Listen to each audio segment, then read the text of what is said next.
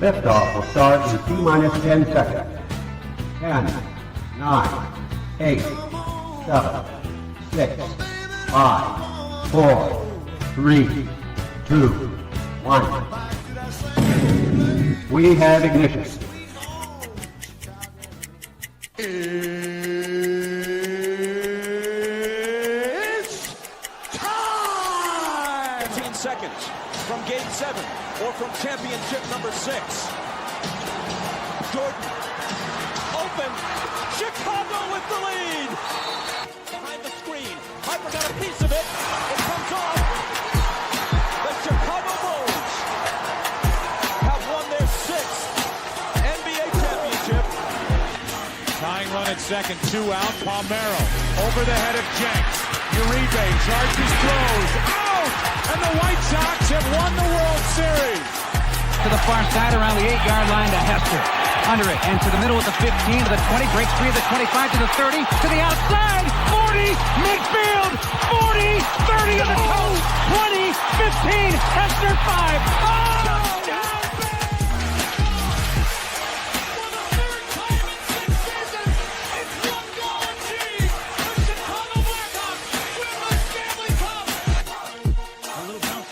Toward Bryant. He will glove it to Rizzo. It's in time. And the Chicago Cubs win the World Series. What up, what up, what up? Welcome to Shawn and Maya in the morning. Welcome. I messed it up. That's crazy. Old habits die hard. Welcome to Shawn Sierra Sports, the first edition of Shawn Sierra Sports. Actually, it's not the first edition.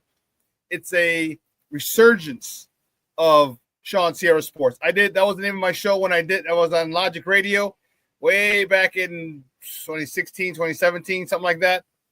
So we put that on the back burner for a while, for a few years. Now it has come back. So welcome to Shawn Sierra Sports. I'm your boy, the SuperBack, Shawn Sierra. Thanks for tuning in, guys. If you're watching us on Facebook, if you're watching us on Facebook, excellent. If you're not watching us on Facebook, what? Come on, go to Facebook, type in Sports Zone Chicago. All right, click the like button, and now you're following Sports Zone Chicago. And don't worry, we're going to get a page for Shawn Sierra Sports. We're probably just going to change over Shawn and Maya Facebook page as well to Shawn Sierra Sports. If you're watching us on our YouTube channel, excellent. And if you're not subscribed to our YouTube channel, for real, come on, man. Go to YouTube, type in Sports Zone Chicago, click the subscribe button, but also click the notification button. That's the little bell next to it, and that'll let you know anytime a show from Sports Zone Chicago is going live. You get it? Got it? Good. Now we've downsized. We've streamlined. We're no longer on the app or Roku for the time being.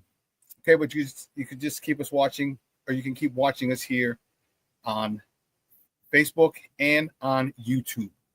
We'd appreciate it. You can also tweet the show. You can tweet us at Sports Zone Shy. That's CHI at Sports Zone Shy. You can also tweet the show at SS Sports. All right. We have it's S Sierra Sports. S Sierra Sports. Probably should just put SS Sports. But S Sierra Sports on Twitter or X. You can do that. You can tweet that as well. Man, listen, I'm fired up. I'm excited to talk to you guys today. We have a lot to talk about. I have a lot on my mind, and man, I can't wait to get it going. Guys, we got a great show, but I need you to get interactive. So whatever platform you're watching us on, whether it's Facebook or YouTube, leave a question or comment on that platform. It'll come up here in a thread. We'll put it up on the screen. We'll incorporate it into the show, and that, my peoples, was what makes this, going to continue to make this the best morning Chicago sports talk show around, and that's you. So keep it up, baby. Bring them all. Questions, comments, smart-ass remarks, because ain't nobody skirt over here. Like The Rock said, baby, don't sing it. Just bring it. Let's check out the chat and see who we got here. Man, my man, Armando Emeterio Lara Jr. He's in first this morning. Beautiful, beautiful. Man, Junior, thank you for checking in, Papa. I appreciate it, man. Thank you very much. Cornelia Squalls in the house. Like, what up, what up, what up? It's the debut of Shawn Sierra Show. The Shawn Sierra Show. That's a nice one. I like that. Very nice. Very, very, very nice. Rick Gonzalez in the house. What's up, Rick? How you doing? Says, good morning, Shawn. Had a great time Saturday with my nephew at DJ Moore football camp in Joliet. Bear down FGB. Man, listen, Rick, I was so pissed off. So I was coaching. I was coaching at a prep school for 2 years, a few years ago. All right. It was like 21 and 22, somewhere in there. And we're still cool. We have a group thread that we check in with each other on. I had lunch with those guys on Friday. But before then, last week, I was like, hey, because they're all coaches. So obviously all the coaching things go around. And I coached at DJ Moore's first camp when he got traded here 2 years ago. And I was like, hey, man, I'm like, who's coaching the DJ Moore thing? And like, oh, I am. I'm like, you gatekeeping? You can't even let a brother know, man? Like, come on, I thought we were boys. So my buddy's like, call him. So my buddy, he call him. 773 goes 588-2300. I was like, oh, you got jokes. So a lot of my guys were coaching there, and I didn't get to coach. I was pissed. Because if I was coaching, man, I would have got to meet you, Rick. That would have been dope. But thanks for tuning in. Michelle Walls in the house with Shawn Sierra Sports and Peeps on a warm house music Monday morning. Yes, it's gonna be nice, baby. It's gonna be in the mid-80s, low to mid-80s today. That's what I'm talking about. I like that kind of party, baby. That's what I'm talking about. Yes. King Book of World checking in. What's up, buddy? How are you? Thank you for tuning in. Junior, stop your nonsense. Thank you, sir. Appreciate it. No, it's not a B96 shirt. It's just a Julian shirt. It's when he left B96 and all that, he was he started 104.3 Jams. He was one of the people who started 104.3 Jams. And then he had to resign. He had to give up his post last because he was running for public office. He was running for public office, so he had to step down from there. But this is one of the shirts he had, Julian Jump Perez, speaker of house music. Yeah. Yes, I did go to Division Fest. It's called Do Division Fest. I don't know. Do Division Fest. That's the name of it. But it was fun, man. I'll tell you, it was fun. It was fun. The bad thing, I have a critique about it. I have a big time critique. The food was off the chain. Man, I had some empanadas. Then I had start off with empanadas, and then I had a brick oven baked pizza, which was good. And I had a half slab of ribs. And the one big complaint that I had is there was too much music going on. And you're like, well, how can that be a bad thing? I'm glad you asked.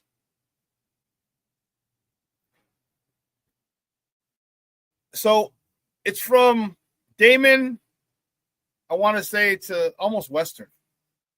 Was Do Division Fest. And there are a lot of stores and restaurants on Division in that stretch. There's also restaurants east of it, like outside of the fest. They were jumping as well. When we got in the fest, it seemed like every single restaurant / bar had their own speaker out there and were playing their own type of music. So imagine they're at a party and there's two different speakers going with two different songs out.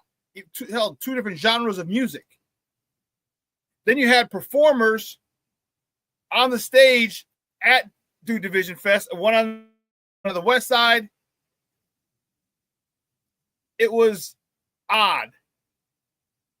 Too much music going on. Too much. And again, it was just all different genres battling against each other. And that sucked. Like I'll probably have to find a place where I can critique it. And that's one of the critiques I'm going to have. It was, Rick. It's exactly what it was. That's exactly what it was. That's exactly what it was. And it was just, this is bad. All right. So, but other than that, the food was great. Tons of people out yesterday. The weather was nice. Yeah, Dude Division Fest was awesome. Awesome. And I didn't check social media beforehand. One of my guys, my tocayo, his name's Julio Sierra. He's a DJ, and he was DJing at Folklore. And when I got the empanadas at some of the intersections, like on Division and like not Hoyne, but I'm trying to think of the other streets between Damon and Western. They had chairs or seating area. They had tables, picnic tables, and tall tables if you're just going to drink or stand while you're eating. And I was sitting right there, right next to Folklore, where my guy was DJing, and I didn't even know he was DJing. But anyway. Yeah, Division Fest was a good time. I'm glad I made it yesterday. My output people up there. That was great stuff. Listen, we got a great show for you at the bottom of the hour. Man, I forgot. We're getting started early. Bottom of the hour, my man. Evan Altman from CubsInsider.com is going to join us. We're going to talk about the first place Cubs. First place Cubs, a team with the best record in the National League. And what better guy to talk to about it than Evan Altman? Yeah. I should say the Cubs are tied for the best record in the National League. Okay. Tied. And they're the second best team in baseball. Detroit Tigers have a .650 winning percentage, while the Cubs and the New York Mets both have a .627 winning percentage. So 9:30 at the bottom of the hour, we're going to talk to my man, Evan Altman. It's going to be fun. We got some NBA finals to talk. The finals are set. They start the 5th, which is Thursday. They start Thursday, which is good. We're all looking forward to that. Yeah, Thursday, Sunday. So we got baseball to talk. We got NBA to talk. And we got Bears to talk. So you have a lot to talk about. You have a lot to talk about. So I'm looking forward to it. And let's see. Oh. Did I even do that? I don't even know if I did it. That's crazy. That is crazy. Oh my goodness, I didn't even do that. That's crazy. But anyway, let's get this started. Let's do this here. See, which way do we go? Which way do we go? Which way do we go? This way we're going to go, and it's going to suck, man, because my guys. But you know what? We're going to start with them. The only reason I'm starting with them is because they play again tonight. First stop of the morning. Oh, shoot. I got to do the intro.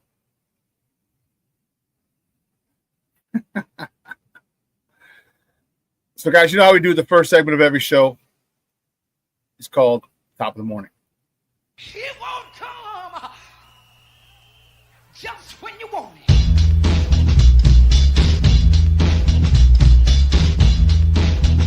Top of the morning to you. Top of the morning to you.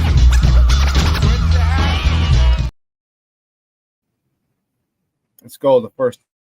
Now we can do this. First top of the morning topic, the good guys. Man, it was a rough one for my White Sox. White Sox, they fall to the Baltimore Orioles and get swept after a 3-2 loss yesterday. Man, that sucked. All right, Hauser was on the bump. He got the loss. He's 1-1. The newly signed Hauser, he's been pitching well. He went 6 innings, 6.6 in the third inning, 8 hits, 3 earned runs, 1 walk, 6 punch-outs. Talkman. Man, Talkman had Cubs. Thanks for this guy. He was 2 for 4 with a triple.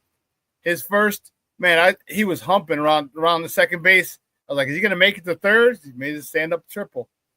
His third, he had a triple, his first of the season. He jacked a homer, his second of the season. He drove in an RBI, his 6th of the season. Chase Mydroth was 2 for 4. Andrew Benintendi was 2 for 4 as well. Staying with the White Sox, the White Sox return home for 7-game homestand starting tonight as they welcome the red-hot place Detroit Tigers. Excuse me. Sorry about that.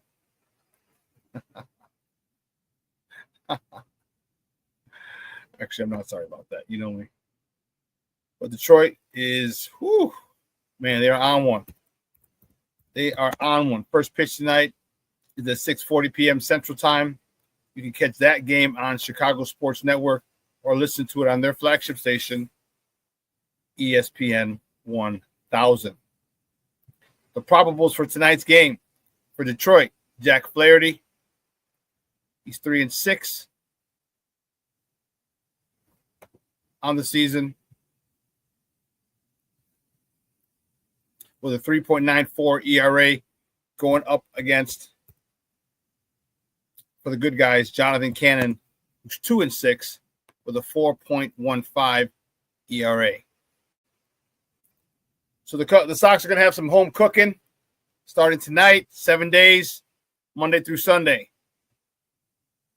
So they should be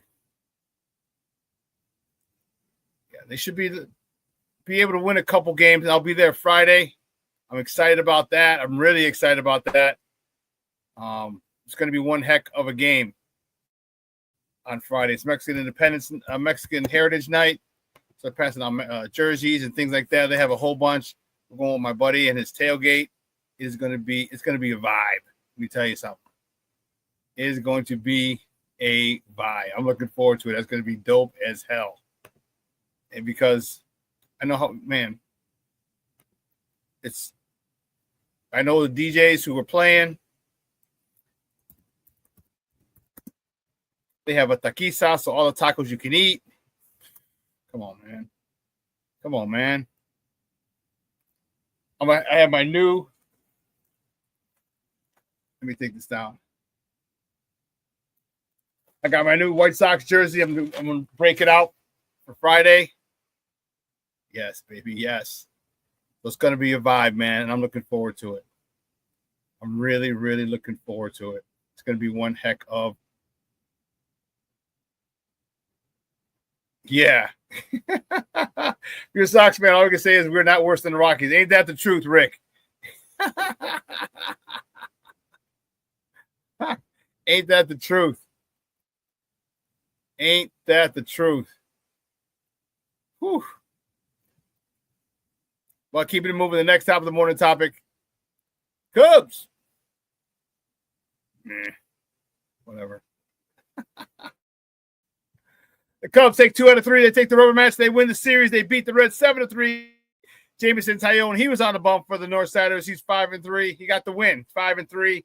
Now on the season, he went 6 1/3, 3 hits, 2 earned runs, 1 free pass, 2 punch outs. Michael Busch, nice day for him, 2 for 2 at the plate, hitting his 8th homer of the season, driving in his 31st, 32nd, and 33rd RBIs of the year. Nico Horner was 3 for 4 with 2 RBIs, 25th and 26th on the season. Dansby Swanson drove in his 32nd ribby, and PCA drove in his 51st RBI of the season. Cub fans, I know you're ready. You're all fired up, but your Cubs are hot, man. They're 8-2 in their last 10 games, and I'll tell you what, the Cubs are 13-2 in their last 15 games. That's hot. Travel to Washington to face the Nationals. That series starts tomorrow. Cubs are on a roll, man. They are on a roll. And I met this dude yesterday at the at the Vision Fest. So I was eating, and he was wearing his Cub gear. So we started talking. He's like, I'm that dude. He's one of those younger cats. I'm that dude. Like, I'm a Sox hater. I'm this and this and this and this. I'm like, good. So I'm a Cub hater. I said, I'm actually not even a Cubs hater. I'm a Cub fan hater. He's like, why is you like our fan? I said, because you're stupid. There was no violence about to take place. I would have destroyed him, but no, there was no violence. It was just he was just talking shit, and he didn't know I was talking shit back. He's like, it was funny. It was funny, you know, like. But I'm on the north side, so you know, technically it's the west side, but you know, I knew what I had to deal with. Yeah. Plankster checking in. What's up, Papa? How are you? Thank you so much. Appreciate you. King Book of World says, how the hell do you leave that many runners in scoring position in the series? Man, I don't even know. I ain't know. See, and here's the frustrating part, and this is why I feel we are better than last year. We're in games. Last year we weren't in this many games. It wasn't close. Like, all right, we're down, we're over. And not only that, but you saw them lose. You saw them get. Well, I shouldn't say lose. Of course, we saw them lose. Saw them lose 121 times. But what I'm saying is, you saw them quit. You saw them have no fight. You saw them have no desire, no passion. You saw it last year.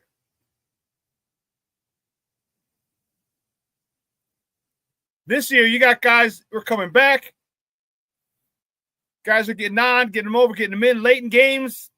We've fallen short a few times, but it shows that the effort and the desire and the professionalism of these youngsters is there. It's great to see these youngsters not give up. And I know far too many times it ends with a loss, and that can wear on you. But I'll tell you what, as long as they continue to stick to the process, okay? As long as Will Venable tells them, hey, trust the process.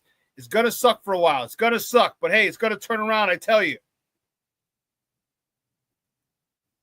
And he gets them to buy in. You're going to see they're going to start to pull out these close games. The ball's going to bounce our way. It's going to go right over the second baseman or shortstop's glove. It's going to drop for a duck snort in between the right fielder, second baseman, and first baseman. It's going to happen. You're going to get broken. You're going to get a couple C&I singles. Right underneath the glove of the third baseman and the shortstop. It can't get it. It's going to bring in a run. It's going to happen. It just takes time. It just takes time.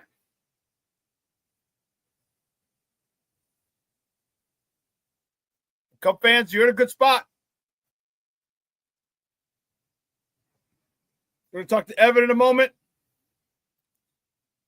And I'll tell you what, man. Very impressive what you're doing and how you're doing it. All right, you've lost your top two pitchers. You've lost your top two pitchers. And you still won 8 out of the last 10, 13 out of the last 15.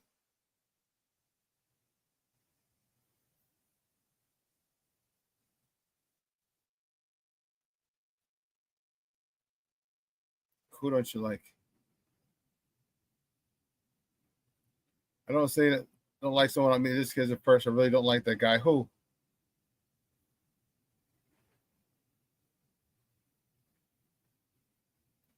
I don't know who you're talking about, King Book of World. I didn't see. Anyway, Rick Gonzalez asks, do you really think the White Sox manager will be here when we turn it around? I don't think so. I don't think so. I don't think this is the guy to take them to the promised land. Okay, I think he's a point A to point B type of guy.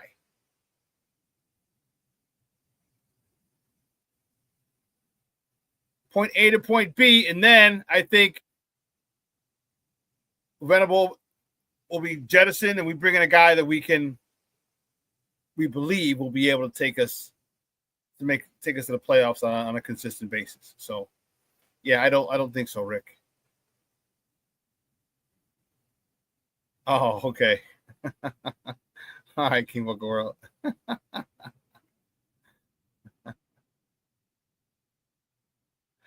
Anyway, listen, we got to take a quick break. On the other side of the break, we're going to welcome my man, Evan Altman from CubsInsider.com. And you know what pains me?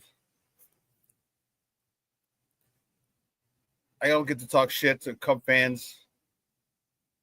You guys are playing. So I preface it. So here's what I say now. I'm like, you guys suck, even though you're in first place and have the best record in the National League. I'll say that to my Cub fan friends. Yeah, you guys suck. I don't care if you have I don't care if you're in first place with the best record in the National League. You still suck. So that's how I talk to my Cub fan friends. I'm not going to do that to Evan, but we're going to welcome him on the other side of the break. So don't go anywhere, folks. Keep it locked right here. Shawn Sierra Sports.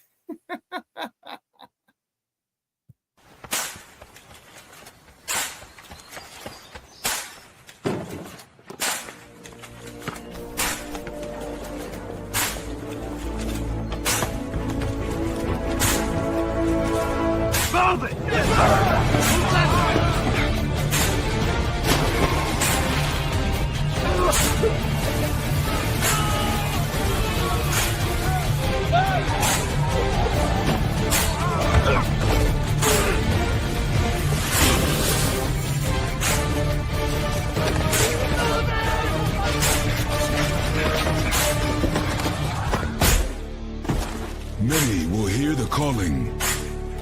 Few will earn the title. United States Marine. The few, the proud, the Marines. Hey, it's your boy, the SuperBack, Shawn Sierra, and be sure to follow Sports Zone Chicago on all social media platforms, on Facebook, Instagram, and our Roku channel. You can find us at Sports Zone Chicago, and on Twitter, we are at Sports Zone Shy. Also, be sure to download our mobile app so you can take Sports Zone Chicago with you on the go.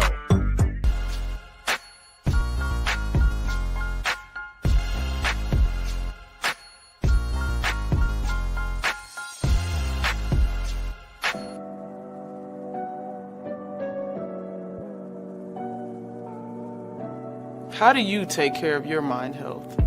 For my mental health, I meditate in the mornings. I have my dogs. They're the best. I just find ways that help me just relax. Finding things that make me happy, like being close to my family. I meditate a lot and read books. I have hobbies outside of the game. I'm able to switch off. I'm able to turn my brain off from the game of basketball. Your mind health matters. Your mind health matters. We are looking for a few heroes, mentors, trailblazers, innovators, a passion to change lives, spark curiosity, open hearts, and awaken minds, help students answer the question, who am I? This could be your calling, but this is no job. It's the journey of a lifetime. Be a hero. Be a teacher. Mental health and learning disorders don't discriminate. 17 million children and adolescents in the United States live with disorders like anxiety, depression, ADHD, and dyslexia. Less than half get the help they need to thrive. Help the Child Mind Institute change these children's lives. Visit childmind.org.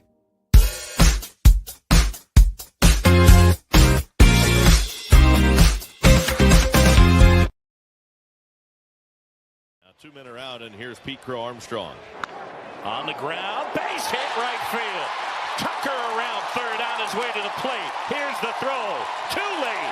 PCA RBI single, and the Cubs have a 1-0 lead.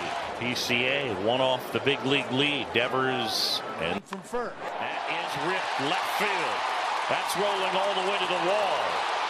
Benson goes to dig it. Here comes PCA. He's in to score. Man, he could fly. Bush will bat with a man still in scoring position. That's drilled right center field. Bush puts a charge into one. That's back, and it's gone. Into the bleachers in right center. Michael Bush.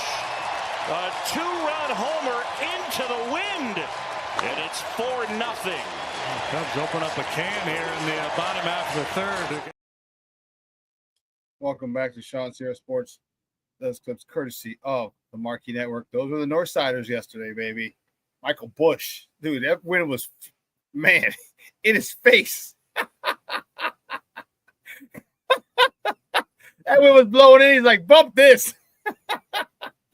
I'm going to pierce right through that wind. Man, the Cubs are 8 of their last 10. They are on a roll. Again, second best record in baseball, tied with the Mets. Trailing the freaking crazy white-hot Detroit Tigers, who my White Sox face. Man, they're doing it, and they're doing it shorthanded. That is impressive. My next guest is a good friend of the program, and I need to talk to him. When I want to talk Cubs, I call this guy and ask him to come on. He's head honcho. He's the EIC editor-in-chief over at CubsInsider.com. He's a good friend of the program. You've seen him on here a trillion and one times. Good friend of the program. You can find him on Twitter at @DEvanAltman. Guys, just welcome back to Shawn and Maya, Evan Altman. Evan, what's up, Bubba? How are you? It's another good day. I can't complain too much, man. Dude, I'm telling you, it pains me. I can't talk shit at all to my Cub fan friends. They're all taking digs at me. I'm like, well, you're stupid. That's really all I can say. Yeah, there's not much there. It's the elementary school comebacks, right? Like that's where we got to resort to at a certain point when you got nowhere else to go. Just just throw out the 5-year-old jab. Yeah, I thought, and literally that's all I can do. That's all I can say because, man, your Cubs are playing unbelievably well. Let's talk about it, man. Jesus Christ, how the hell are they doing this? Top 2 pitchers are out. I mean, that signals the end for just about every team in the majors when your top 2 pitchers are out, but it hasn't. They've gone 8-2 in their last 10 games. They've gone 13-2 in their last 15 games. How the hell are they doing it? I mean, there's so much balance to it, right? I mean, obviously the clips that were on there just recently, the offense for the most part, it was a little bit slow against the Marlins. And that speaks to it a little bit as well. Like they've played some softer teams here over the last couple of weeks, and that certainly helps. Get to play the Marlins twice, get to play us. the Red. Yeah, I mean, hey, the White Sox. Right there's a sweep. One of the few they've been able to get. So it helps a little, but I think what we've also seen, early in the season, the first month or so, the starting rotation looked great, and the bullpen was terrible. And since they've had those losses with Steele being out for the season, Shota Imanaga being out, well into this month yet, all of a sudden, like if you go back to April 19th, the bullpen ERA is somewhere, it's shy of 2.5. It's the best bullpen ERA in baseball over the last, and now that's stretching out to a month and a half. With some of the guys who are kind of these cast-offs, right? Chris Flexen, who Sox fans will remember not very fondly for how he pitched there on the South Side last year, but he made some changes. He's shoving. They picked up Drew Pomeranz, who hadn't pitched in the majors in like 4 years, and all of a sudden he's a valuable member of the bullpen. So it's just everybody's kind of pulling their weight. Even a lot of guys, and myself included, a lot of people made fun of Jed Hoyer for saying, hey, we need to have players outperform expectations, and yet here we are and look up and down, and there's a bunch of guys doing exactly that. So that's what's made up for those losses. You guys have got a one of the hottest guys in baseball in PCA, Pete Crow Armstrong. He's the hottest guy, the most electric Cubs play you've had since Javi. Quite ironically, he was traded for Javi. Yeah. What are you seeing that this guy's doing differently now than he did last year? Because remember, he got sent down last year. He was, he had his struggles like just about all rookies do. They have their struggles. They usually get sent down. And man, this year he is Mr. Excitement, Mr. Electricity for that Cubs team. And he's slowly but surely making a play from becoming the face of baseball, because this kid is exciting. Yeah, I mean, I think, there's certain players, some guys thrive in different circumstances, right? Not everybody wants the spotlight on them. A lot of guys prefer to just kind of toil in obscurity, and they go, keep their head down, go about their business. He is not one of those guys. Like, this is somebody who I think was born to be center stage. He welcomes that spotlight, and I think with someone like that, if you're an opponent, the last thing you ever want to do is whether you want to say, bulletin board material or don't make a mistake. Like, you don't want these guys getting hot, because there's some people who just thrive on that. Others are a little more consistent. And I think there's going to be times, and we've seen it, even within this, where there'll be little skids here and there. But the thing with him is he's showing power. He's showing, obviously, the speed, the ability to run the bases, right? His defense is second to none out there. He's just so energetic that, he's a true 5-tool player. And the thing about a guy like that is, even if 1 or 2 or 3 of those tools aren't working on a given day or a given series, he's still got the other 2 or 3 or 4 that he can beat you with. And so I think he's coming to his own. He's very, very confident now. And that with a guy like that, again, we saw it with Javi, right? He would just get on these insane stretches where he's doing stuff nobody could have even imagined doing. Running back to home plate and then making it to second. Yeah. Like stuff that just makes other people lose their minds, right? Like, and that's kind of what it is. And so it's just been so fun to watch. And again, getting to see those two square off, and even more ironically than them being traded for each other is that Javi's been playing a lot of center field for the Tigers. So, you've got the two of them both playing out in center in this series coming up, of the two best records in baseball. So that's going to be really, really fun, I think, to see that kind of center stage, those type of electric personalities and playmakers. That's really, really good for baseball. And like you said, there's no game, with the exception of maybe some of the teams that draw a little bit better. But when you see PCA, like, he's on the road having his name chanted. He's in Tokyo and they're chanting his name, right? So you talk about the face of baseball and a guy who's really going to be exciting for a long, long time to come. He's at the top of the list. You also got another guy who's pretty damn good too, and that's King Tuck. I know he went out with a jam finger yesterday. He just said he should be fine. He started off unbelievably hot, and every single freaking home run he hit. First of all, my guy Junior would text me. I got a text every time he swung at me. Oh, you're lucky he missed it. You're lucky. Like, every pitch and every bat, I was getting a text from my guy Junior. But every home run he hit, he was just adding another zero, another zero, another zero. Your thoughts of the chances of the Cubs re-signing him, because, man, he's having one heck of a year, and I know it's a contract year, and a lot of times players play above their means in contract years, but he's playing. He seems to be playing well, really, really well, and it's nothing crazy. Just numbers he puts up, just nice and quiet. It's just in a little bigger market here than it was in Houston. Yeah, and I think he's one of those guys that I noted. I don't think not that he doesn't want to be the best, not that, and that has nothing to do with his drive or his intent, but he's just a different kind of player. He's a soft-spoken guy, quiet guy, so a little bit different from PCA in that regard.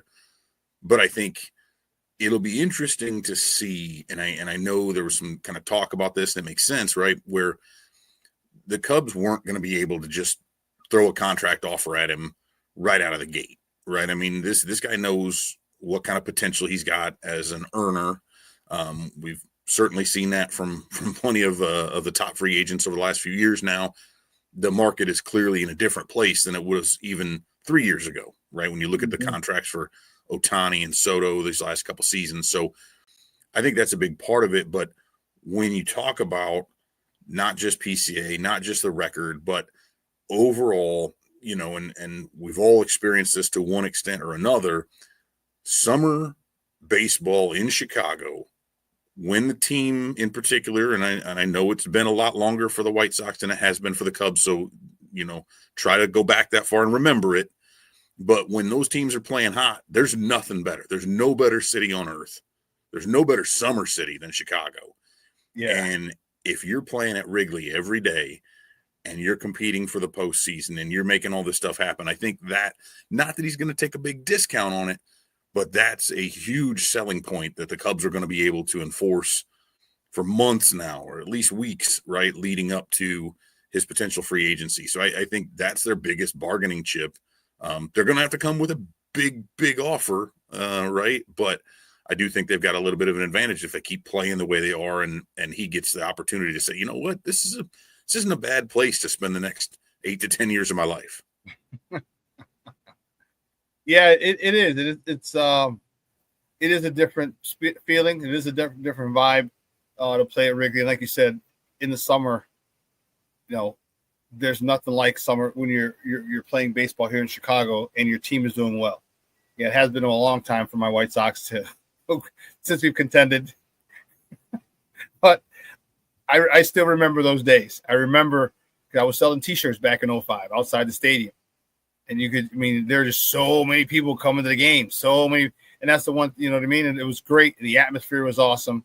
You could cut the electricity with a knife, and God forbid you get up early, and your fans go crazy, or you get down, and then you come back. Man, it's okay when you get up early, your fans go crazy, but it's better if you're down and they come back late in the game. Oh my God, our stadiums are electric, and hopefully that's a good selling point for him, because if you keep him, how if you're able to sign him, how long do you think the Cubs will be good then? I mean, because right now you got the best record tied with New York, with the Mets, with the best record in the National League. How long do you anticipate them staying in that, atop the NL Central and a perennial playoff contender? Yeah, I mean, that's the interesting part, is the timing is such that, you do have Pete Crow Armstrong still for a minimum 5 more years. Obviously they'd be smart to work something out there as well. But you look at that, there's a couple of guys that Ian Happ, Seiya Suzuki don't have a ton of time left on their contracts, but they've got some young guys waiting to come up. Matt Shaw got sent down after some early struggles, but he looks like he's the answer at third base. Certainly defensively, guys making phenomenal plays every game. It's been, which is kind of the opposite of what everybody thought. It's like, hey, the bat's going to play. Mm-hmm. You'll let the glove kind of develop. Been the other way around. We're like, man, this guy's actually a stellar defensive third baseman. So I think that, the core is there, and they've gotten, this is kind of what hurt them the last time around, is they brought a lot of these guys up kind of at similar times. It was a very young club, and they ran into a position where they simply couldn't extend or chose not to, right? We can argue semantics all day, but if they're willing to spend, they can offset that a little bit with some of these young guys coming up and filling those spots. So, if not now, I would say then never, as far as them actually pursuing a top free agent when it comes to being able to, extend or re-sign Tucker, however that case may be. But that's the signal. If they are willing to do that, I think that says that they know they've got the pieces in place to be able to contend for at least another 5 to 6 years into the future. And you look around that division, who else is spending? Who else is developing players to the extent that they're going to be competitive? And you look around, the Cardinals are going into a rebuild. The Brewers are going to have to, as well, as they continue to kind of slide a little bit. The Reds are getting a little bit better, but still, we've seen the Cubs beat them 4 out of 6 now. And the Pirates, despite having Paul Skeens and some other stud players there, are never going to spend what it takes to be consistently competitive. So it looks like to me, this is a really nice inflection point for the Cubs to be able to kind of push the gas pedal and really kind of take off over the next few years. Guys, we're joined by Evan Altman, the editor-in-chief of RealCubsInsider.com, talking Cubs baseball here on Shawn Sierra Sports. What do they need? What do they need? What are they missing? They still got to get starting pitchers.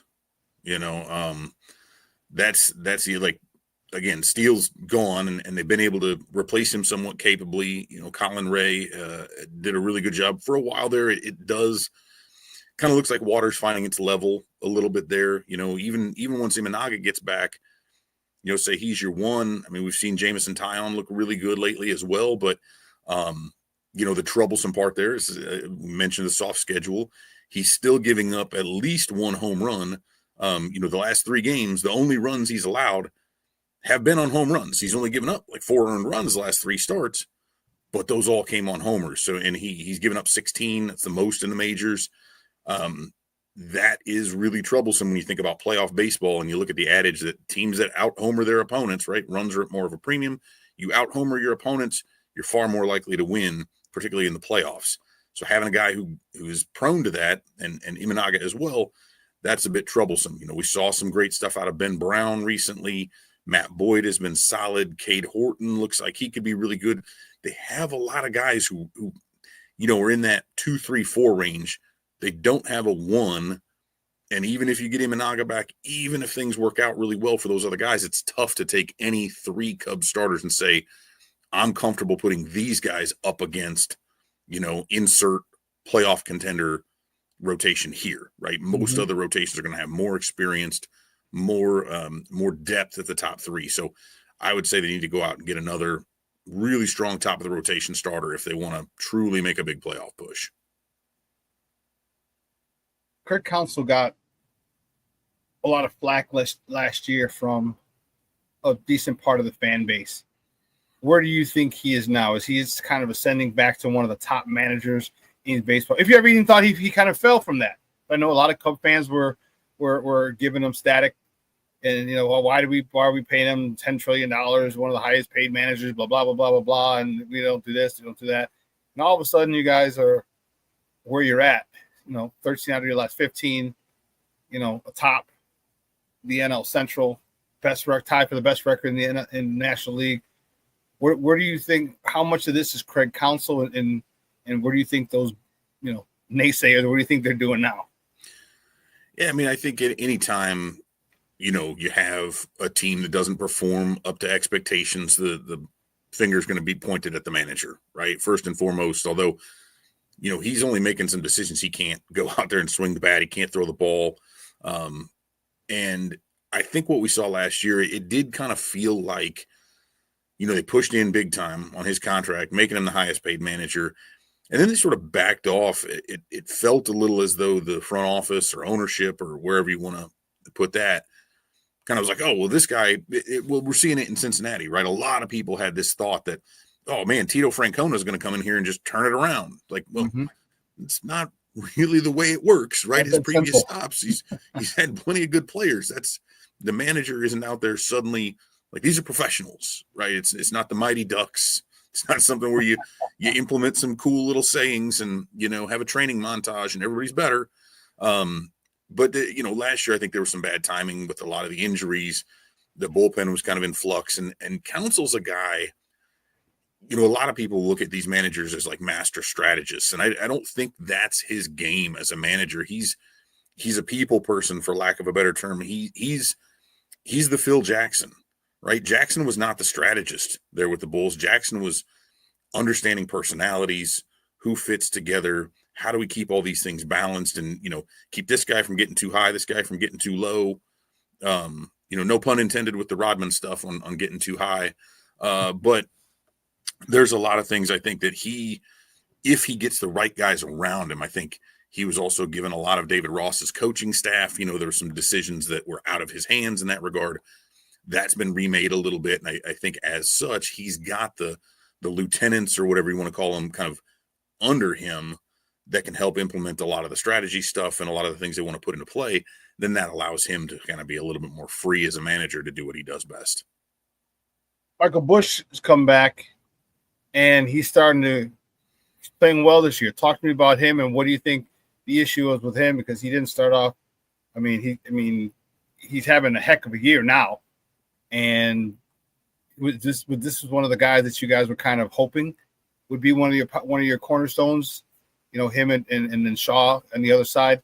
But what's the reason he's been having such a good season? I think he's at 8 homers so far this year. What do you think is the turnaround for him?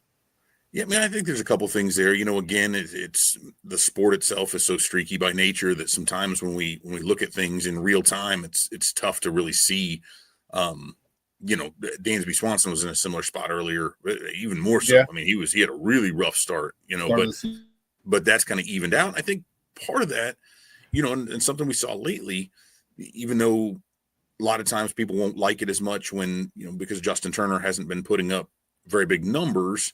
But we've seen a lot of times when there's the other teams putting out a lefty pitcher, that Counsell will go with Justin Turner as a right-handed batter and playing first base, kind of give Busch the day off. So Busch had a couple 3 days in a row where they faced lefties.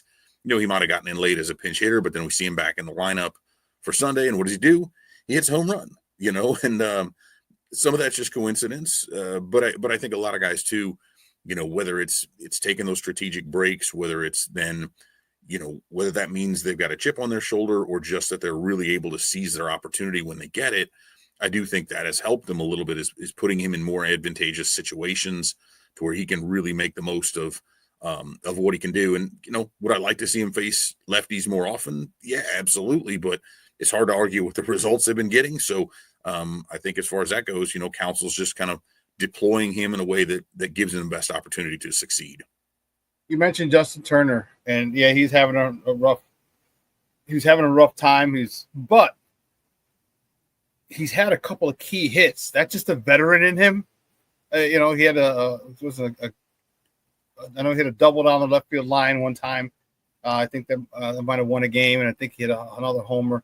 Is that just a veteran in him? Just like, okay, not getting too high, getting too low, and saying, hey, I know I'm not producing, to the back of the baseball card, but I am, my experience can come in and get us a big hit or be a big contributor to this team still. Yeah, I mean, I think, when you talk about a guy who's, he's 40 years old, he's been around the game for a long time, even going back to college, right? Played in the College World Series. He's been on a few different teams. He's struggled early in his career. He's been overlooked. He kind of had a late rebirth there with the Dodgers, and he's been around. He's seen everything. He's faced everybody. And that kind of thing is valuable. I think where a lot of people discount that, right, is certainly early on the performance wasn't very good. A lot of that was because, there were the struggles at third base. They kept rotating guys through there. Again, him playing a little first, DHing when Seiya Suzuki was hurt. He was batting a little too high in the order for, I think, just about anyone's taste. And the issue with a guy like that is if he's out there every day, he's going to be exposed. The performance is really, because the performance does matter if you're out there every single day in the lineup. But if he's in a situational spot, pinch hitting late in the game, coming in for somebody, again, whether it be Bush or someone else, right? You want the righty to face a lefty, and having that veteran presence from a guy who I think, because of his demeanor, is going to be better in those pinch hit spots, is going to be better in some of those late high leverage spots, just because he doesn't, the heartbeat doesn't change for him. And everybody, universally just raves about his clubhouse presence. And a lot of people will, I think, scoff at that, right? Oh, why we could just bring somebody up. But you could, if he plays at a replacement level, in theory, you could call up just about anyone to replace that production across the box score, possibly. But I will guarantee you there is not a rookie on earth who's going to be able to interact with the rest of the players, both pitchers and hitters. Because keep in mind, Turner's a guy who's mentoring some of the pitching staff as well, just understanding how the game works, how hitters think. There's no rookie, there's no second year, there's no fifth year player out there who's going to be able to come in and impart that knowledge and wisdom and be a part of that. So I think he's one of those glue guys that, as long as everyone else is pulling their weight, right, as long as he's not somebody who you're counting on to provide that production, he'll be able to do it in those little fits and spurts and kind of fill the gaps when needed. So love him as part of the roster, just as long as it's in a limited role. Yeah, I know a buddy of mine was just so mad. Like, I cut him, DFA him. And, I don't watch that much the Cubs to see how he's playing. I can read the box score in the morning and things like that, but you got to watch. And, every time he hits a home run, he hit the double one time, and I texted him, Justin Turner, and of course he was like, he's my man, Justin Turner for president or something crazy like that. But yeah, as long as it's in little spurts, like you said, I think that's the most important thing. Don't count on him every day, because he can't. He's 40, right? But he's definitely able to do step up in key situations, and that's huge because that's the one thing that seems like, man, it's always somebody else every day, and that's the sign of a great team when people aren't afraid of the spotlight. They're not afraid of runners on second and third. You're down 1 and 2 outs. Right? They're not afraid of that. They're not worried about it. And that's the sign of a great team when guys are fighting at the bat rack to get up there. Like, I want to do that. I want to be the game. I want to hit the game. And that's what it seems like with the Cubs. It seems like, and I stopped playing baseball in 8th grade, but I've been around a lot of different, basketball and football coaches, football teams. And when you guys when we're having fun and really just having fun, those are some of the best teams. It looks like the Cubs are having just a shitload of fun, and they are not scared of a 5-2 deficit in the bottom of the ninth.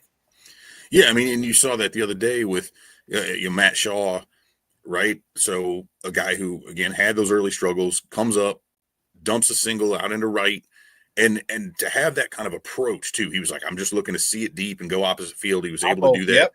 Yep. And before they'd even called the game, before the run even scored, Pete Crow Armstrong has jumped over the railing and is sprinting across the field, right? Which at a certain point, I'm like, I don't think you should actually be on the field while technically the play is still going on. But that kind of excitement, that stuff is so infectious.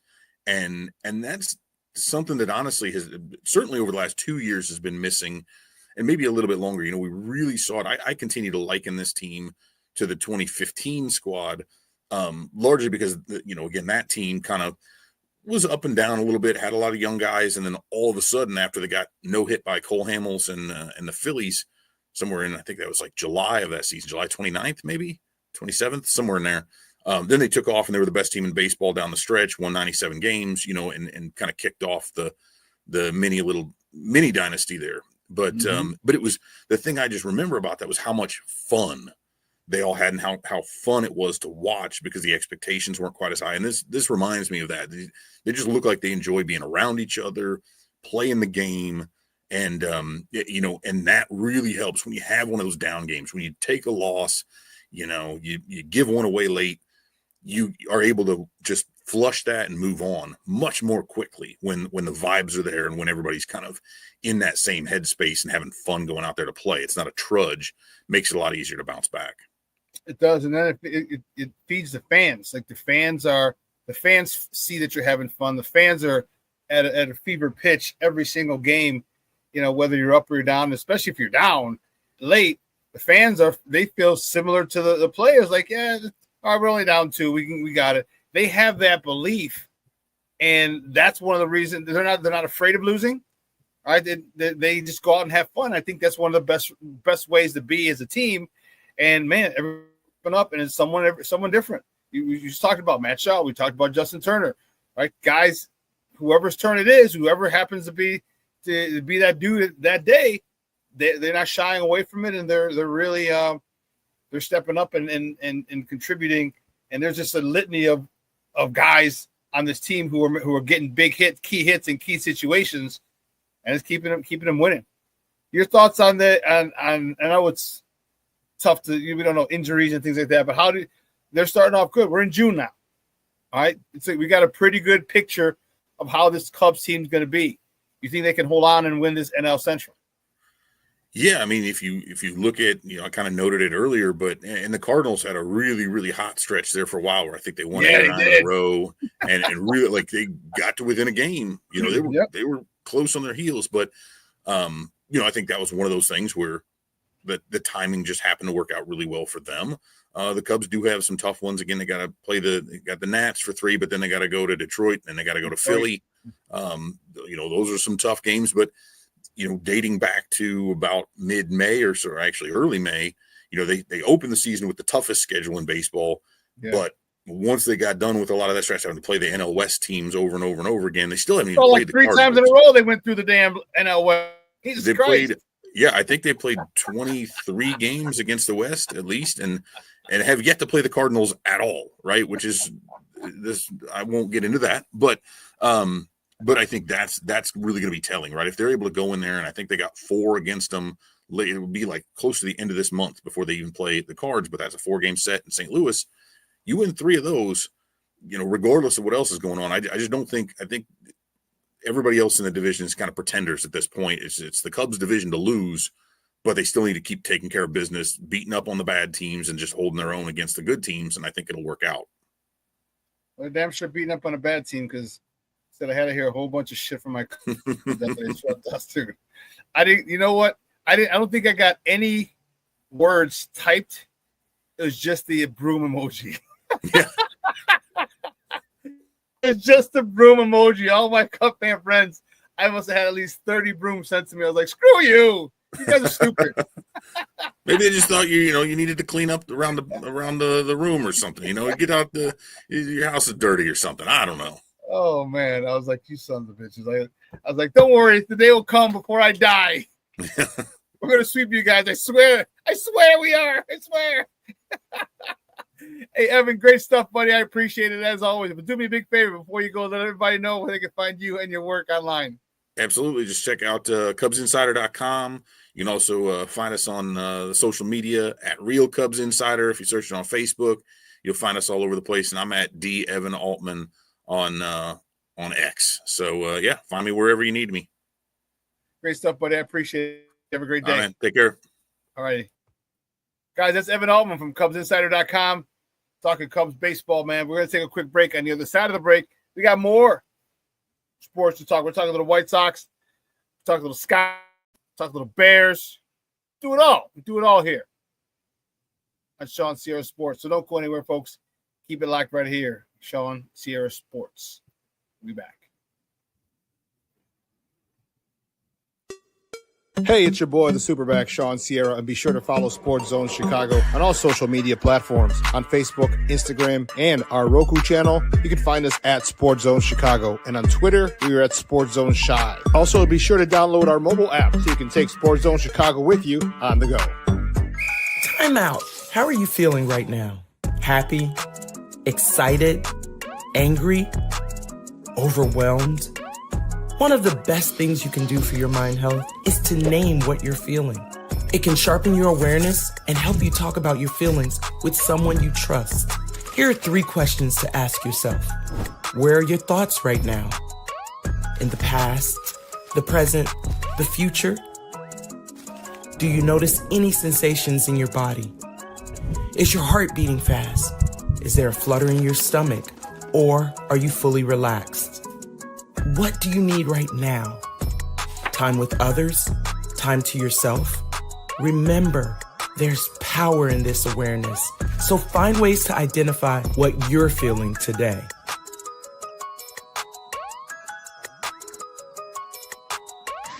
Hi, guys. Hey. Hi, Megan. Hey, Jessica. Megan, you're a tramp. Brian Fitch told me you guys made out. Everybody knows. He said your breath smells like garbage. And he almost puked. He says you're the most desperate girl he knows, besides your mom. How many boyfriends does she have anyway? Lots? Your makeup makes you look like a clown.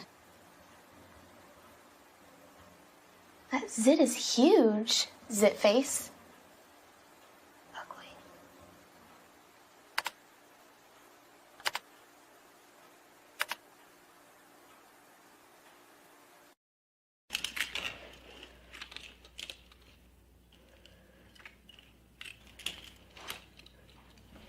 Hey, bud, what you doing? I'm playing with cars.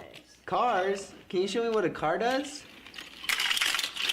Whoa, whoa, whoa, whoa, whoa. Hold on a second. First of all, this is a school zone. So you need to put down your cell phone, stop texting, and let's get to driving. Now you're coming up to a stop sign, right? You need to slow down and stop before you hit that Y line. I want you to look left, right, left. You don't want to get hit by a car going on your left, and to your right to make sure you don't get sideswiped by a guy coming from your right. You're coming, and you see a crosswalk. You better slow your horses down, because the #1 rule of driving is always yield to pedestrians. Now stop, pull over, and you are done driving. Gosh, what do they teach you kids in school nowadays?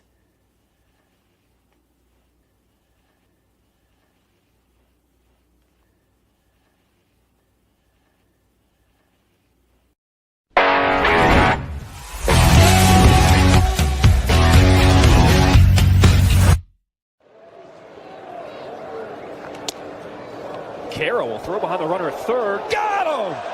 Edgar Caro shows off the arm, and Kjerstad will have to take a seat. Talkman in the air to right field. Backing up is Kjerstad, and it goes off the wall and right. Talkman will continue going. He will hustle into third. A 2-out triple for Talkman here in this 5th inning.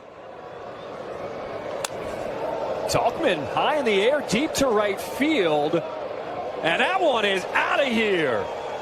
Mike Talkman with his second home run of the season. Hits it high and just far enough over that wall in right field. Welcome back to Shawn Sierra Sports on Sports Zone Chicago. Those tips courtesy of Chicago Sportsnet. Those are the good guys on the south side there in B-More. All right, getting swept by the Orioles. And it was a tough one. Tough situation for the boys. They keep coming up short. All right, they're in a tough situation. They're getting their feet. You know what they're doing? They're getting experience. This is called getting experience. Okay. You're getting your ass kicked. All right, you're losing a lot of close games, and you're not getting your ass kicked so much as you would think. These kids are fighting. They're talented. Okay, they're fighting. They're just not experienced, and there's no substitute for experience. None. Okay, no substitute, because there comes your confidence, there comes your belief in yourself, and just sometimes you get guys who just want to believe, they trust, but it's very easy, believe it, fake it till you make it, all this other stuff. But that confidence comes when you start seeing success. Now you really believe that you can do whatever task it is at hand. You really believe you can come back and win the games when you come back and win some games. You really believe you can get hits, that you can get a hit to drive in and run when you start getting hits to drive in runs. You start doing that, it becomes second nature, and the hesitation or the apprehension like you had of belief seems to fade away. Like, I did it before, I could do it again. And that's the most important thing. That's why baseball is a grind. 162 games, flying in this city, flying out of that city, flying out of home, flying back home. All right, back-to-backs. Or I should say, red-eye flights. All right, getaway days on Thursday to get to another city on Friday, and then you still got to perform. And I know it's not a physically daunting sport like football or hockey. But emotionally and mentally, it takes its toll, and you got to be strong. You got to be strong. You can't fold under the pressure of your first slump. All right, you've got to be able to work through it. You got to take criticism, constructive criticism or critiques from your coaches. Baseball's a grind, man. Baseball is definitely a grind, and it's tough. It is tough. My White Sox are going through it, and as I said, they're doing some good things, and I like it. All right,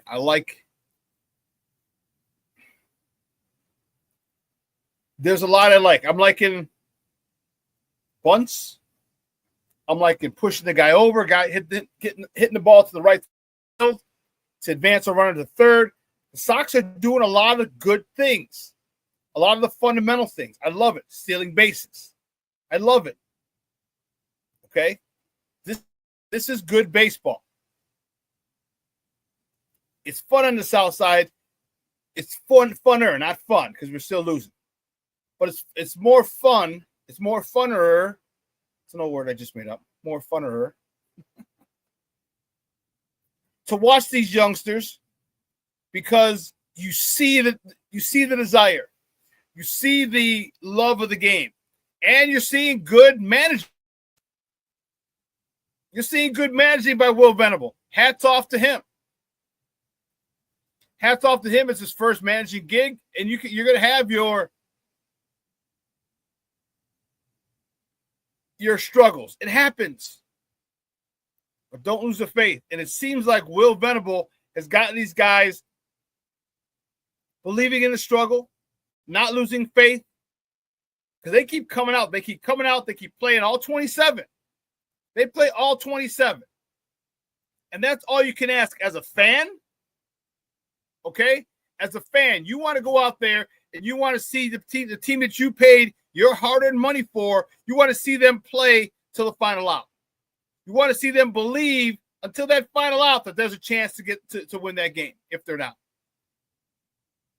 And when you see that, I'm telling you, Sox fans will not have a problem paying for that type of effort. That's what we want. We want to see guys who believe it. We want to see guys who, and what's going to happen? The law of averages. You're going to start winning some of those games. It happens. You're going to start winning some of those games. You got to let these guys develop. I think you have a nice little squad. We have a nice little squad here. Again, nothing. I'm not comparing them to the 1920s Yankees or anything, but you got a lot of nice, talented young players. Develop them. This is the big issue with the White Sox. No freaking development. In the last 30 years, the only two people you've drafted and developed that were all-stars were Frank Thomas and Tim Anderson. All right, you could say Louis Robert wasn't drafted. He was just signed. So if you want to say 3, okay, I'll give you 3. But 3 in 20 years, 30 years? Come on, man. Let these guys go. That's why when Elko got sent out, I was a little, why? Why? I know he was batting 186, but he only had 32 at-bats. And in 32 at-bats, he had 3 homers, like every 10 at-bats.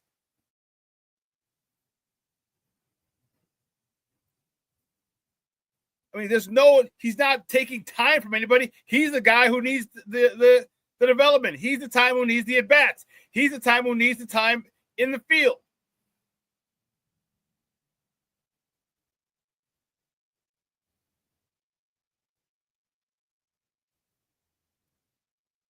Rick said, it's hard for players to go all out when they know management is piss poor at best and they have no real plans going forward. I think that's what happened with Louis Robert. I don't know if some of the youngsters think that because they haven't been here long enough. And this might be a classic case of ignorance is bliss. These youngsters just want to play. They're not worried about the politics. They're not worried about anything else. They just want to play. And they're playing well. Just not equating to wins yet.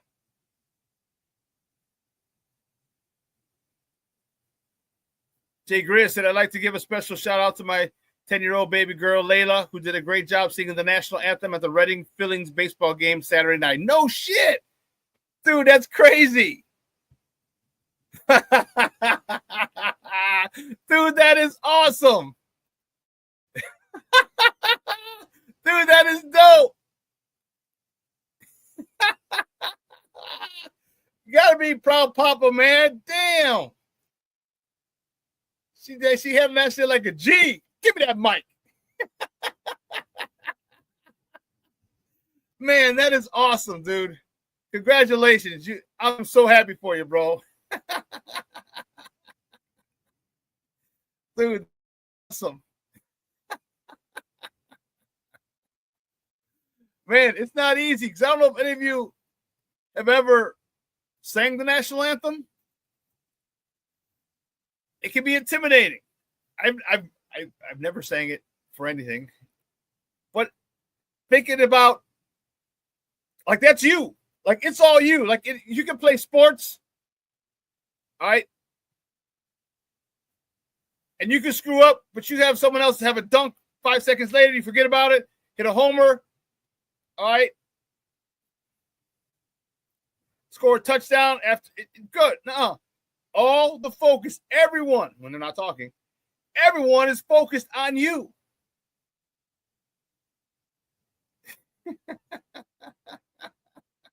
King Booker Will said, if I sang it would sound like Frank Drebin from The Naked Gun. Oh, damn, Jay Grizz, dude, that is awesome. That is awesome. Man, I'm so happy for you, bro. That is dope. That is dope. So, bro, how nervous were you? Jay Grizz, how nervous were you? You know what I mean? How nervous were you just watching her walk out? I mean, I'm sure you were close, like, right? But how nervous were you walking out and be like, please, mama, don't mess up, please, man. Like, how nervous were you as not a sports parent, but as a artist, a singer's parent? How nervous were you, bro? That had to be Dude, that's awesome. Man. But put in the chat how you're, sphincter's tightening, where you're just like, no, please. Gotta do good. Dude, that's awesome. But yeah, man, my White Sox, dude. Our White Sox. Again, I'm going to the game Friday for the first time this season. I'm fired up about it. I want to see a good game. I want to see these kids play. I want to see the continued passion.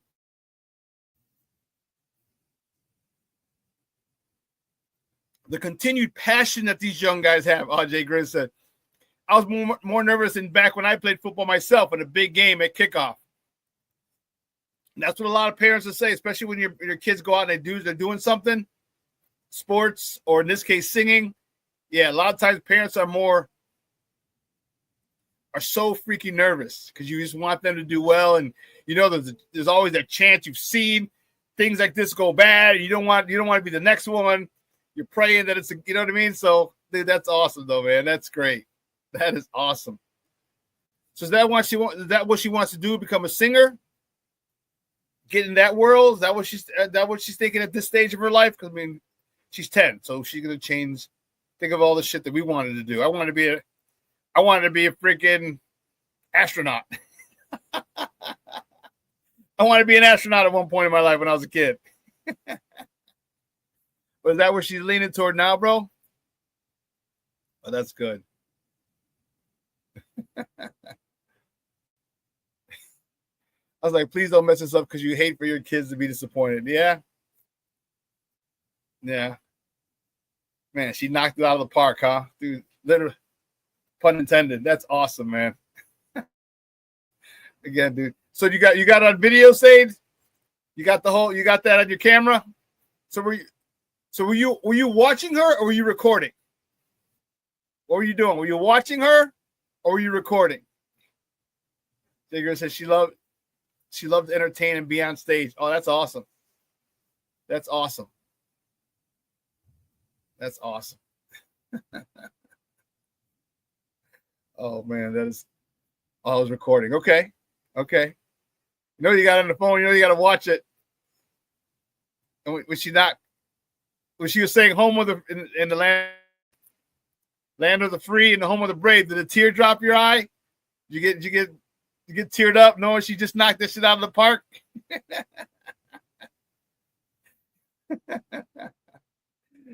Dude, I'm telling you, I'm so happy for you, dude. That's great.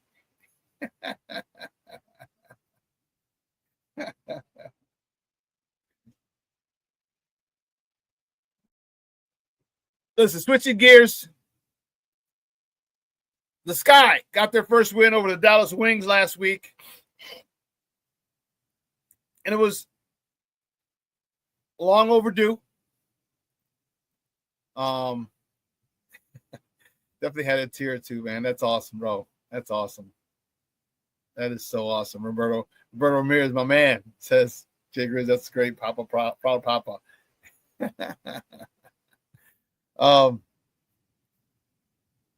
This Sky team right now looks like they're a team with a whole bunch of new pieces and a brand new head coach. And they're a team with a whole bunch of new pieces and a brand new head coach. They just look out of sync. They're trying to get on the same page.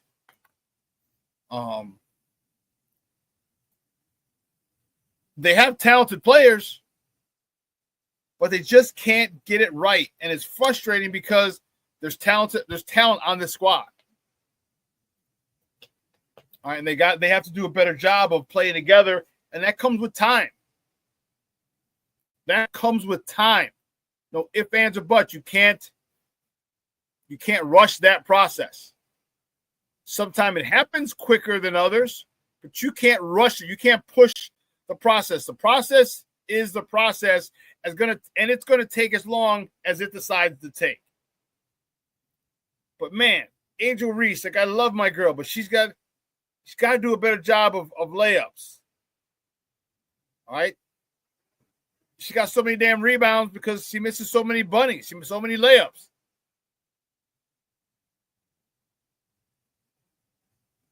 I need Camila Cardoso to be a little more dominating.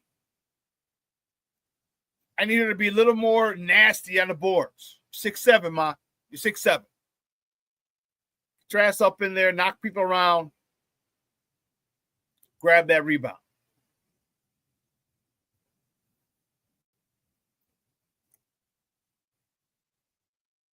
Kylie Van Lith,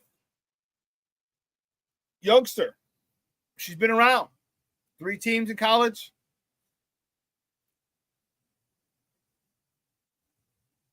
I can't wait for her development.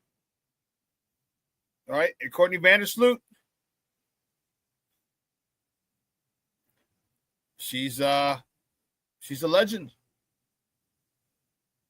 She's a legend, and that helps. But you can't keep counting on her at this stage of her career to give you points. She led the team in scoring a couple games ago, and that's, she had 14 points. Like, you can't have her get, like, if she gets 8 to 10, cool. But she got to have 8 to 10 assists as well. And let's not forget, sometimes you'll get down low to Angel Reese. She'll turn around, she'll miss it, get a rebound, and put it back in. That's not an assist. Like, this is what Angel Reese got to do a better job of getting, making the basket at her first attempt. It's ruining assists. You're ruining a lot of stats for other people because you can't hit layups.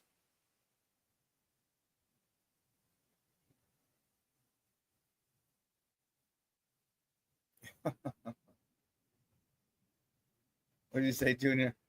Junior said, Angel Reese said a prime Allen Iverson would lose a one-on-one game against prime Brittany Griner.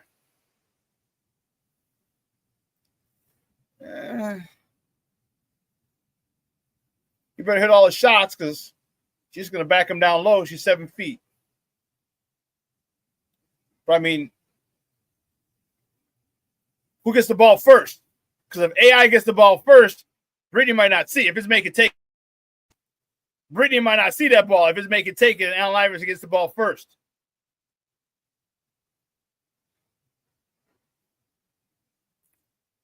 Yeah, I don't know about that one. I don't know.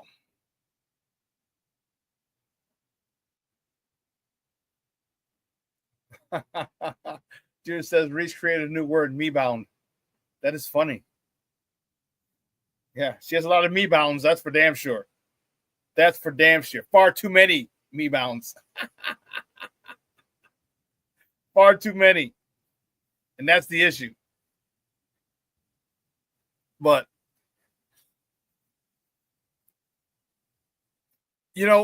people have talked about Caitlin Clark, and she's dealt with a lot of BS that she shouldn't have had to deal with. All right. But the thing about Caitlin Clark is a generational player. People are filling arenas. Teams are moving to NBA-sized arena and selling out when Caitlin Clark comes to town. She's that good. She's that good. And the jealousy that permeates from the WNBA from some of its players is mind-boggling. Why are you jealous? This girl's bringing more eyes to your sport, more eyes to you. Contracts will be bigger. You get bigger sponsors, more money. It doesn't make sense why people are hating on her. She is a force. If you don't believe it, look at this. Now, remember, the Sky hosts the Indiana Fever twice this year. And both of those games got moved from Wintrust Arena, which is in the South Loop. They got moved to the United Center. And I don't know if it was sold out or not, but I'll tell you what, they were pretty close to it. And here's what happens. So Caitlin Clark gets hurt.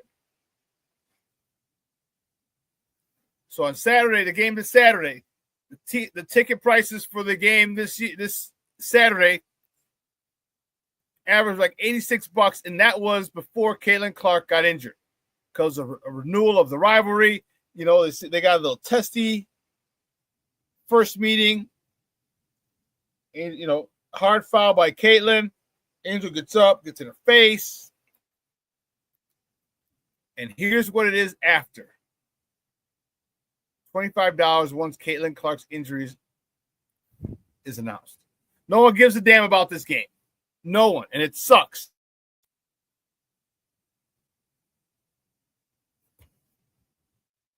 It sucks.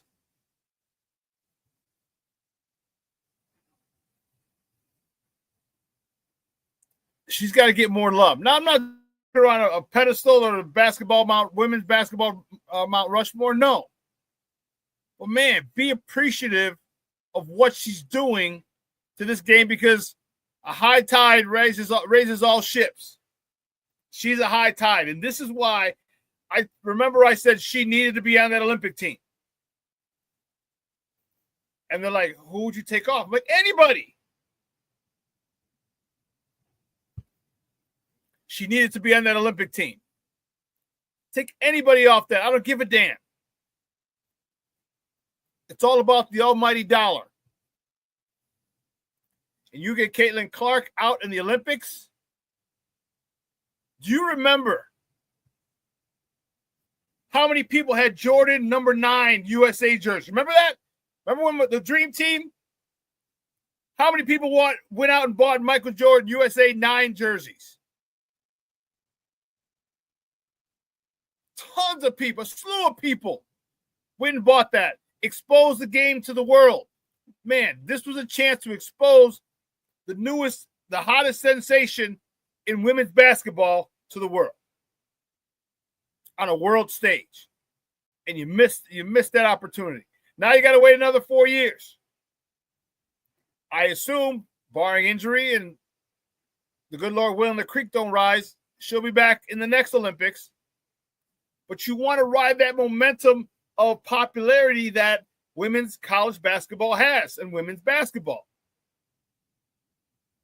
I felt there was a perfect segue. She tore up America, and now let her get exposed and tear up the world. There will be so many people who would want her autograph. I'm talking players. Remember the Dream Team? So many teams wanted autographs before the game. They knew they're going to lose by 50. They just wanted an autograph before the game, and that's how it would be with Caitlin. A whole bunch of young girls looking up to this American. And why they passed on an opportunity, I don't know.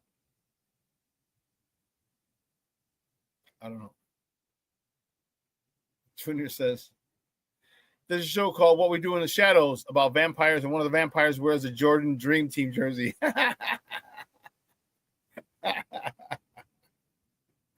Oh, that's crazy. That's funny. That's funny.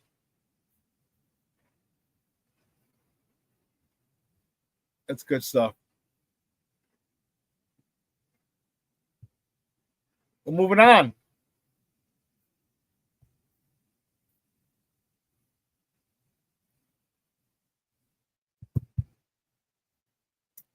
The Bears had OTAs last week. The media had media access one day. They have the last 2 weeks.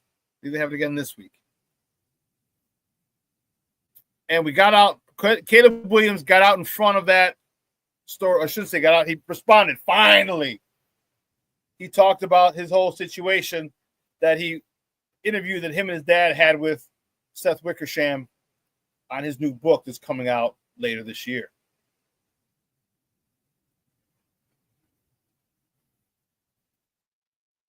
Hopefully, there really won't be any more questions about it, because at the end of the day, he came here. At the end of the day, he wanted to be the guy to change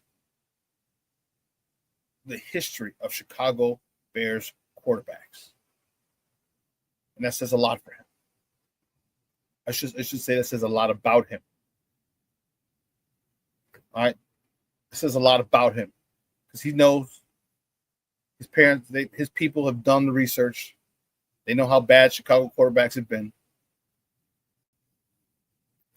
And for him to say, hey, bump that, I want to come here and be the dude is honorable. Honorable. So now he's got to be put in the work. All right. I want to hear more. And I hear things, and I'm not saying he's not putting in the work. I'm not saying that. Please don't misconstrue what I'm saying. But I want to keep hearing about it. Man, Caleb's doing the work. Caleb's doing this. Caleb's doing that. Caleb's doing this. That's what I want to hear. I want to hear about it. I want his teammates to say, yeah, Caleb's in there, first guy in, last guy out. These are the things that I want to hear. Just to monitor him and see how he's doing. Now, I don't doubt that Ben Johnson is making him, meeting with him and talking with him and working with him. I don't doubt that at all. I just want to hear it. I want to hear about it. That's all. Nothing crazy. Just want to hear about it. So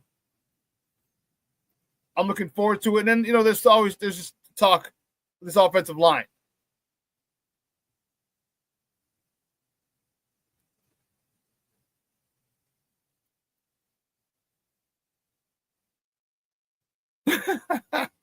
Rick's like, Clark is getting treated like Mike and Pip did Kukoc at the Olympics. Yeah, for real. That's a good comparison. I do too, King Booker Woods. I like what I'm hearing about Rosher, the offensive line coach. And that's a great thing. When this guy's holding people accountable, this guy is, I like what they're doing with the left tackle spot. 1 week it's Kieran Amagaji getting the reps with the ones. The next week it was Ozzie Trapillo getting reps with all the ones. All right, so you're getting equal time. You're getting enough time. Is it enough to unseat Braxton Jones? I don't know. Remember, Braxton Jones is coming off an injury, a broken ankle. So he's going to be nowhere near as strong as he should be, as quick, as explosive. All right, he just lost a lot of time. He missed out on a whole bunch of weightlifting, recovering. He had to.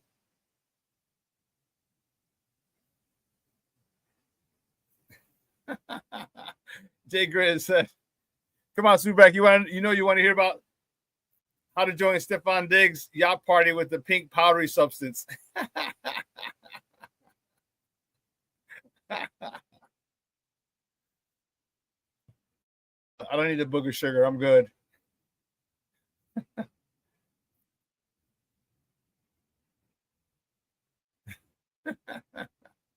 Rick Gonzalez says Swift better go over 1,000 yards this year. He says over under 1,100 for Swift. Shawn, good question. I say over. And I think only thing that'll stop him is the emergence of Kyle Monangai. That would be the only thing that stops him, Rick, from getting over 1,100 yards.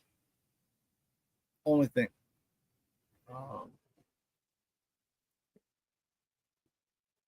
Because if Kyle Monangai continues to play as productive as he was in college, they're going to split time. Big time. Or definitely they're going to split time. They're going to, and I think Roschon Johnson's lone man is the odd man out here, although he could still be their short down back. If I were him, if that's what you're relegated to, bro, you better embrace it. You better embrace it because you don't know that could be your calling card. Short yardage back. You can catch out of the backfield, can run the ball, obviously, but I just don't have a good feeling about Roschon Johnson, I don't. Never liked it.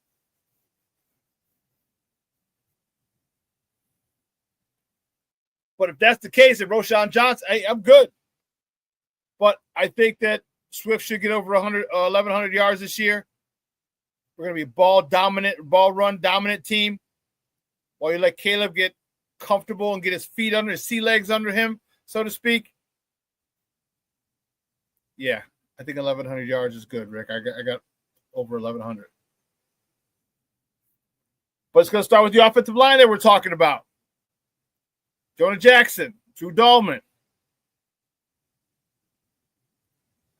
Darnell Wright, Joe Tunney, and they got to figure out that left tackle spot. But I think it's an upgrade from last year. I think that's going to improve the run game, which improves the passing game. I just feel I'm watching these guys, and here's the cool part. Here's where development comes in. Kieran Amagaji, your 4th rounder. If you don't start, no problem.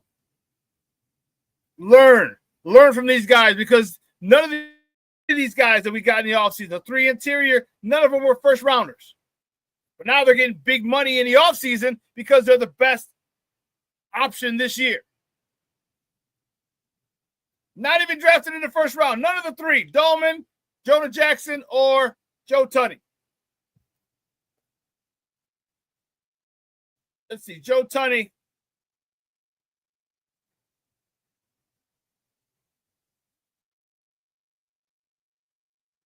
Joe Tunney, 3rd round, number 78 overall.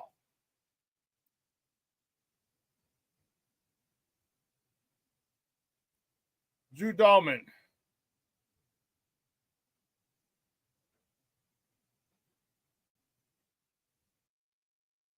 Plays Stafford.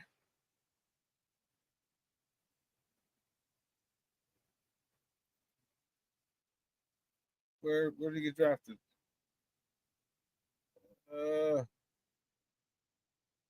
Come on. Here we go. Figure it out right here. 4th round. Joe Tunney's the 3rd round. Drew Dahlman's the 4th round. And Josh. What's Josh's last name? Josh Jackson.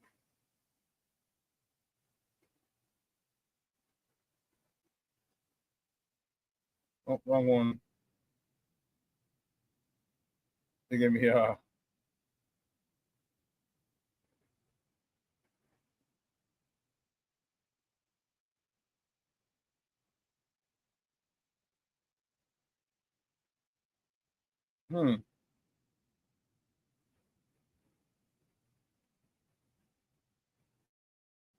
can't even think of it now. But we got 3rd rounder and a 4th rounder. So you're looking at this.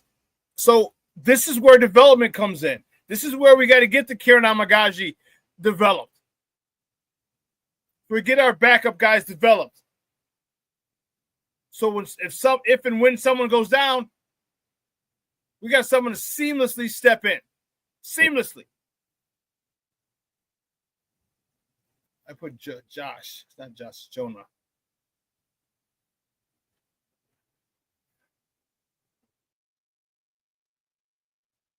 There you go.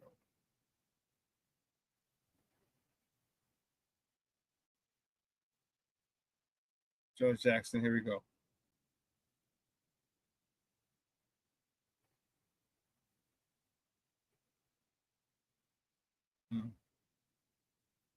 But my point was this.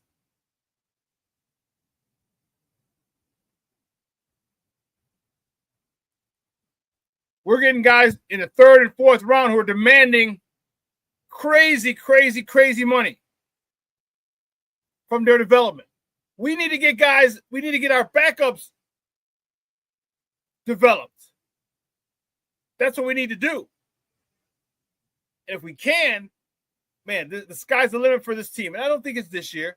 I think their ceiling is the NFC Championship game. I think that's the Bears' ceiling this year. But hell, once you get to the NFC Championship game, anything can happen. Quarterback can go out and you can get sacked, break a shoulder, quarterback, you know what I mean? Like, there's so many different things. Get a concussion protocol, they sit you out, whatever. You lose your starting quarterback in the NFC Championship game, chances are not looking good for you to advance. But again, with that being said, I just think the Bears, their ceiling, if everything goes well, would be the NFC title game.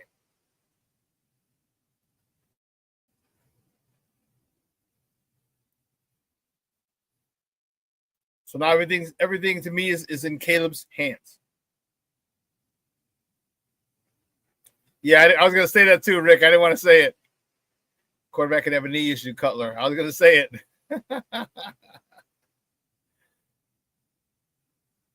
Now it's on Caleb. Now we're going to see how good you can be, young man.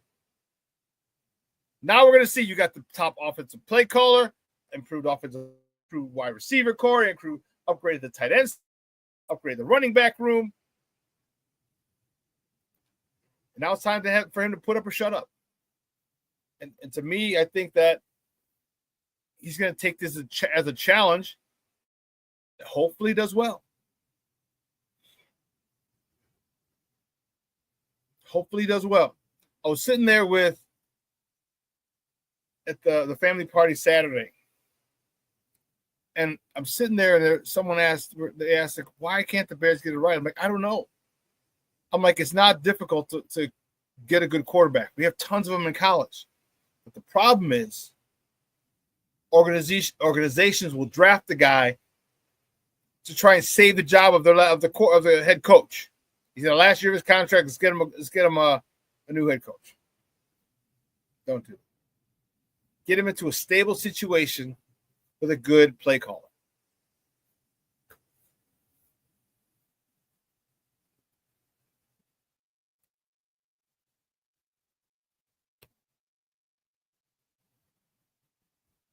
King Booker says, first half of the season win with Caleb, the second half you win because of him. I think that's a pretty fair assessment. That's a fair assessment. King Booker World. Yeah, we're going to win because of him toward the end of the season. I think I'm confident enough to say that. And that's important because now he knows he's got to perform. And I think he's a guy who seems to love the spotlight. And that's okay. I love the spotlight too. I play.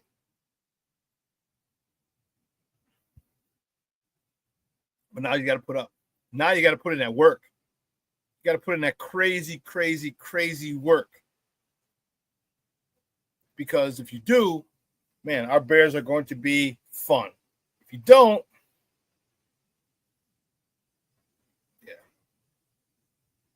yeah. And even so, here's the great part.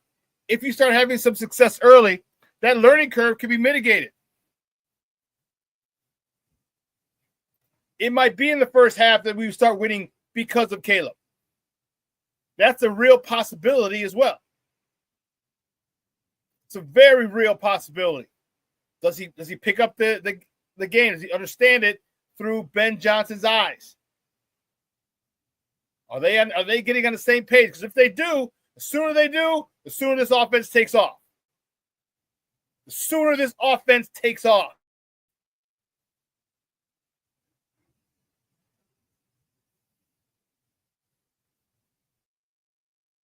Caleb's got to be put into work. There's a lot I'm looking forward to. This offensive, I'm looking forward to this defensive line. I really am. I'm anxious to see how we get to the quarterback, how we pressure the quarterback. I'm anxious to see who steps up, who takes a step forward as far as development goes. You got a guy, Grady Jarrett, who said he's willing to give you his knowledge and talk to you. You got a guy who could do that, who wants to do it. Take advantage of it. All right. I didn't realize Grady Jarrett was down in Miami working out with the Bears offensive lineman because Gervon Dexter invited him. He said Gervon Dexter set up the whole thing. That's leadership. That's what I like. Now, okay, now, Gervon, we need you to take a step forward as well. You were doing good beginning to start last year, then you got hurt. But if that's the case, and to have those guys, one, to have Gervon Dexter organize it, that's impressive. Impressive for that young man. Two, now is he going to listen to a lot of the things that Grady Jarrett has to say? What about Zach Pickens? Zach Pickens, you know you're fighting for your life, Papa. You are fighting for a roster spot. So you better be doing everything Grady Jarrett says.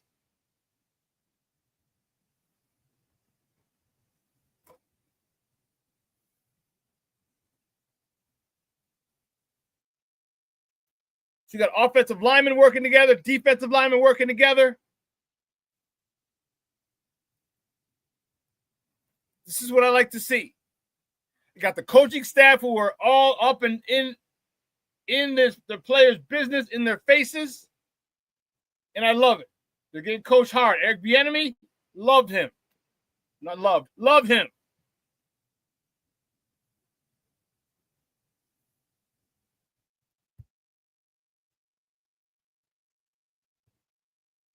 You see Dexter's not even rated in the top 32. Yeah, don't worry about PFF, dude. I don't even know, bro. I don't know who watches films, who grades. They just have some weird ass bullshit sometimes. Do you know how to watch film? Do you know what college or what NFL line coach is like?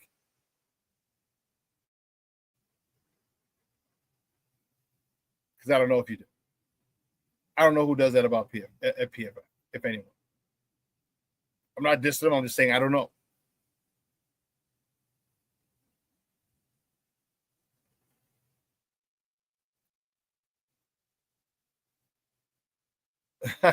It's a short A is in the house. What's up, Baba? I said, just letting you know I've had you on the entire time. Just can't chat. Bear down. Bear down, Shorty.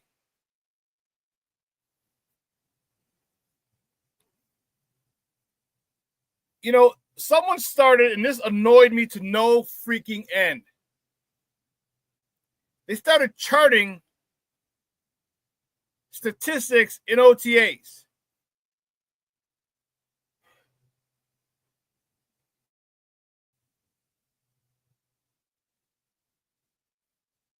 Why are you counting passing stats in OTAs? This one, you know, this offseason is so slow and ain't shit to talk about, is now you're creating pass statistics from OTAs. And we do it here as a fan base. We're meatheads. They're talking about Caleb's day at the office.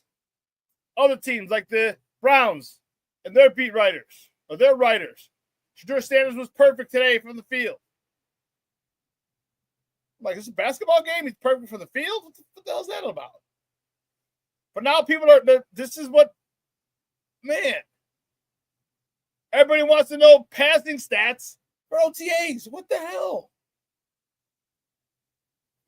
And then make hot takes off of the passing stats.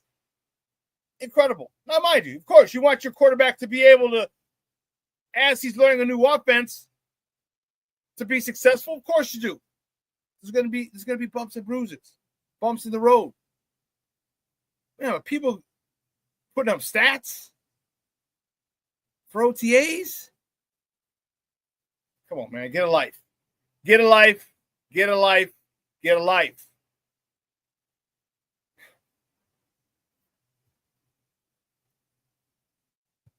Omar, 86, is they're micromanaging Sanders. They didn't think he was going to be this good. They didn't think he's going to be this good. And he looks a hell of a lot better than Dylan Gabriel.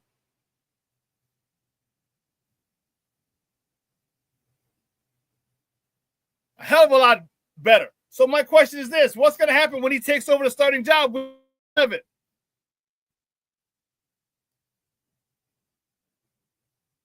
What's going to happen?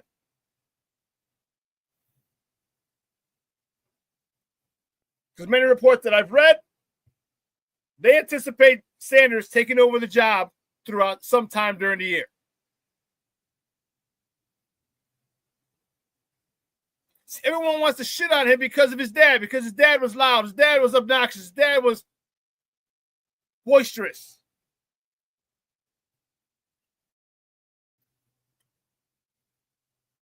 Sit there and maybe get upset because he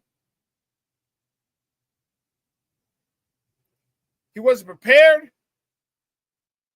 He might have had a sense of entitlement. All that's cool. You need to focus on, is he a good football player? And is he a leader? Because as a quarterback, you're going to want him to be a leader. And how did you not see those things? You had to do your due diligence on him.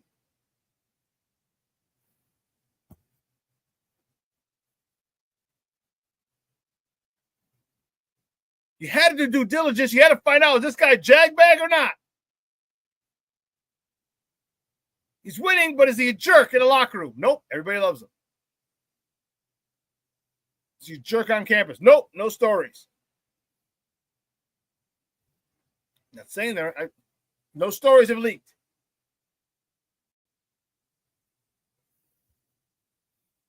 And that's what the strong father, because I'm telling you, Deion probably said, hey, listen, you do something stupid on campus, you're embarrassing my last name and my father's last name and your last name. You're embarrassing that.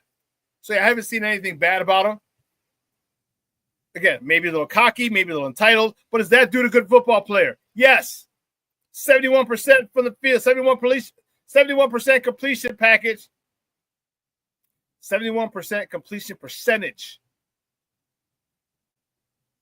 in college.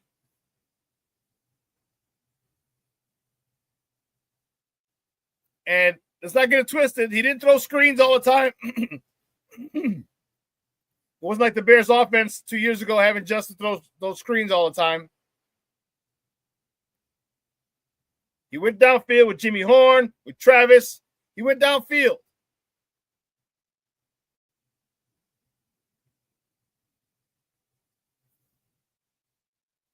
And everyone says, oh, you got Travis Hunter. Why can't it be Travis Hunter had Shedeur Sanders? Don't think just because the ball got there and he made a great catch, maybe that ball placement is important. He gave Travis Hunter the opportunity to make a good catch. Don't just look at the dunk, look at the assist. He's got a first-round receiver in it, and you're not giving a quarterback love? Doesn't make sense. In my opinion, doesn't make sense. But I digress. This is going to be a good year. I'm excited for it. Again, I'm 10 toes down, but you know how I feel. I feel 26 is going to be the year that our championship window opens. But I'm going to be present here in 2025, enjoying the ride, enjoying the development, watching this team as they get cohesive throughout the season. As they get cohesive throughout the season. I can't wait. Listen, 2 hours is coming and going. I want to thank my guest, Evan Altman from CubsInsider.com. Came out and talked some Cubs baseball with us. I want to thank you guys. This chat was live. The first episode of Shawn Sierra Sports. Gonna take a minute. It's a resurgence because this was my show, the name of my show when I was at Logic Radio.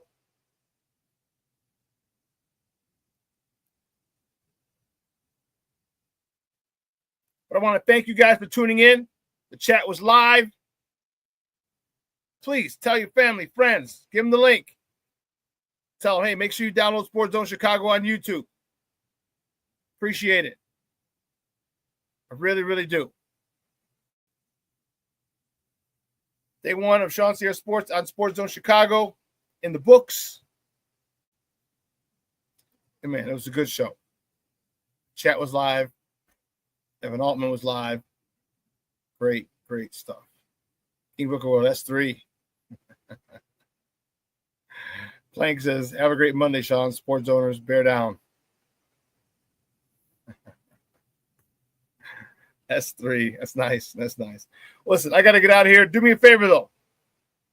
Let your loved ones know you love them, because tomorrow to no one. All right, do yourself a favor. I can guarantee there are a lot of people who were not on the wake-up list yesterday that had plans for yesterday, last night, and today. Okay? Reach out to them, send them a voicemail, send them a text memo. All right? Just let people know you love them. All right? Listen, for everyone here at Sports Zone Chicago, guys, I'm your boy, the SuperBack, Shawn Sierra.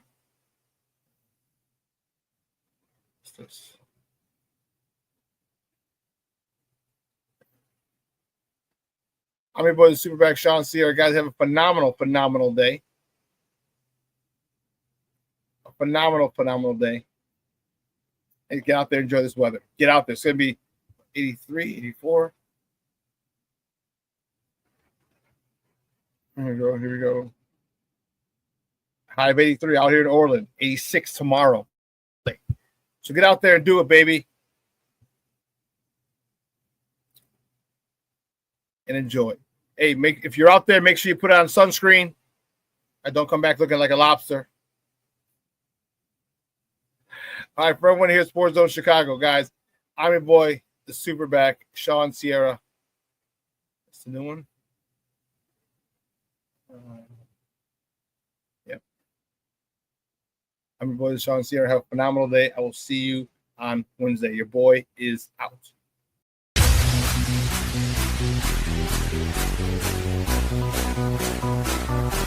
Come on, race the place. Get ready for the top, and after we the